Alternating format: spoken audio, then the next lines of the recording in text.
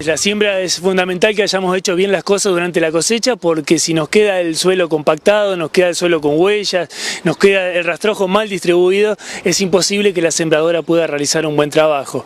Es por eso que tenemos que utilizar los distribuidores y trituradores de rastrojo en la cosechadora, trabajar con neumáticos de alta flotación en los tolveros, con duales o con sistemas de oruga de última generación en las cosechadoras, para dejar una condición de siembra, una cama de siembra lo más ideal posible, ¿sí? Y no provocarle después a la sembradora un esfuerzo muy grande, un desgaste y una mala siembra que va a perjudicar el rendimiento.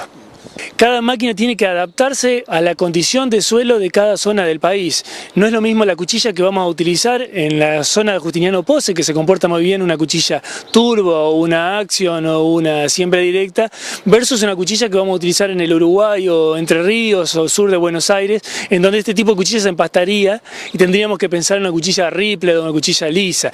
Eso entre una de las tantas cosas que hay, ¿no? El tipo de dosificador para la siembra gruesa, fina, si necesitamos semilla calibrada o sin calibrar.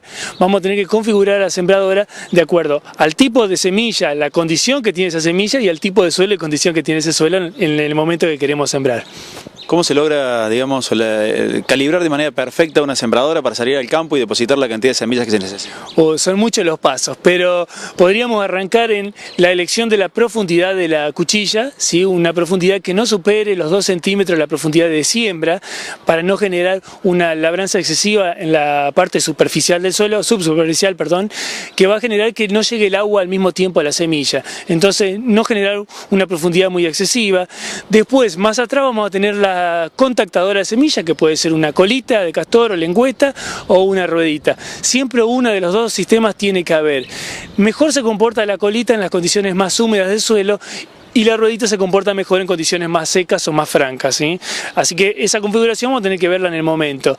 Y después las tapadoras vamos a tener que generar un bordo, un lomo, si la semilla es de esas que sacan el cotiledón para afuera, como la soja o el girasol, o como el maíz, que tiene mucha energía germinativa, que es una hipogia, pero tiene mucha energía germinativa, permitiendo que ese lomo, ese camellón, se seque más rápido que el resto del suelo y se genere una grieta por donde va a salir la plántula o el cotiledón. Entonces es muy importante que estas tengan unos discos escostados del lado externo de la tapadora para que hagan una labranza y podamos dejar ese camellón. Y después trabajar muy bien con el ángulo de las tapadoras y con la presión para aporcar más tierra al medio o aporcar menos. Cuanto más aporcamos, más camellón dejamos; cuanto menos aporcamos, menos camellón dejamos. Que eso lo vamos a tener que trabajar según la energía germinativa de cada una de las semillas.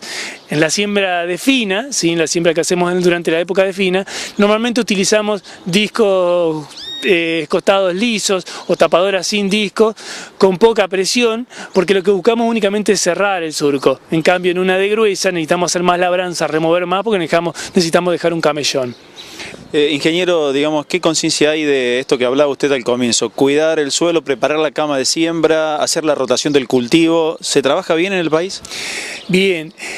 Se intenta trabajar bien, lo que pasa es que por ahí tenemos un desconocimiento por una falta de extensión de los ensayos que se realizan, por eso estamos trabajando mucho en capacitaciones, donde encontramos que, por ejemplo, en la cosecha de soja, el 30% del lote queda compactado por las huellas que genera la cosechadora, por las huellas que genera el tolvero con su tractor, y de esa compactación un 15% severa, quiere decir severa cuando ya las raíces del sistema agrícola no pueden atravesar esa compactación tan alta.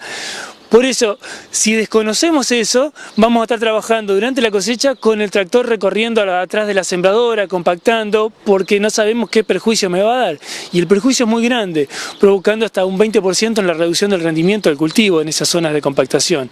Entonces tenemos que hacer tránsitos controlados, ver que sea necesario únicamente el tránsito del tractor con el tolvero, que trabajar con duales, trabajar con pocas libras, neumáticos radiales, y después, dentro de ese lote compactado, ya pensar qué vamos a hacer. Vamos a hacer una descompactación mecanizada con un paratil o paraplow, cosa de no arruinar el efecto de siembra directa que veníamos trabajando durante tantos años, o vamos a hacer una descompactación biológica.